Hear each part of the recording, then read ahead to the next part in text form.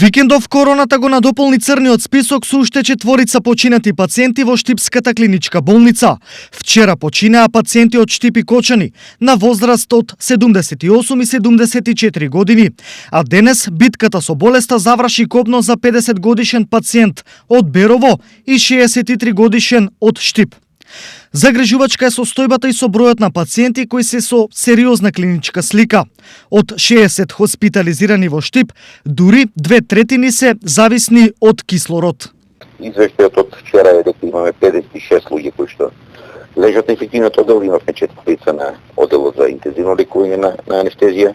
Од тие 56 имат дури 40 кои што се на кислородна поддршка, значи пациенти кои што имаат потреба од кислородна поддршка. Во текот од вчерашниот ден се спремија и 4 кревети на одел за кардиологија, значи тие ќе бидат ставени на помош колку има потреба за пациенти кои што имаат потреба за хоспитализација.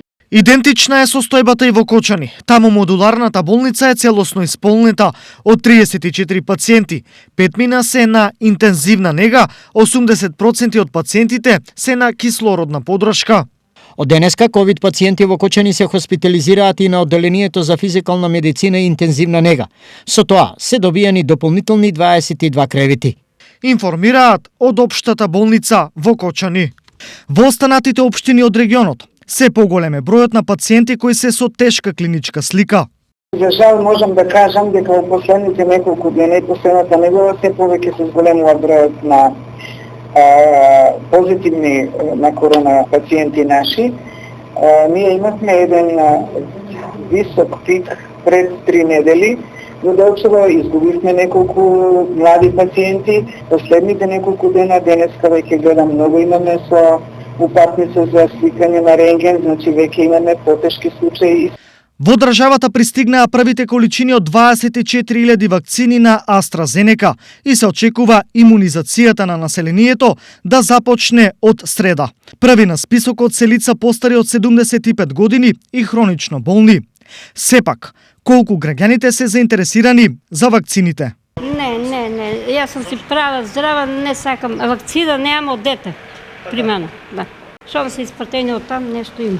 Се вакцинирате ли против корона? Не знам. Пријави се, да. Значи тоа е Ако не викат, ќе е добро. Да. Ќе правиме вакцина само дека дојдат.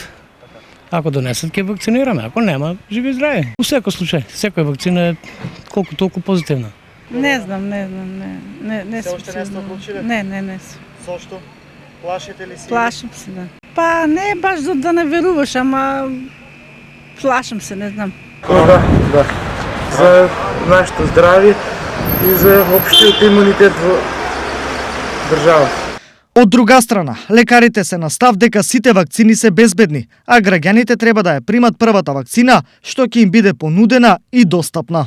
Сите тие лекови нудат 100% заштита од развивање на тешка форма и 100% заштитуваат од хоспитализација, односно лекување во болнички услови. Мислам дека тоа треба да биде првичниот мотив секој граѓанин да биде имунизиран.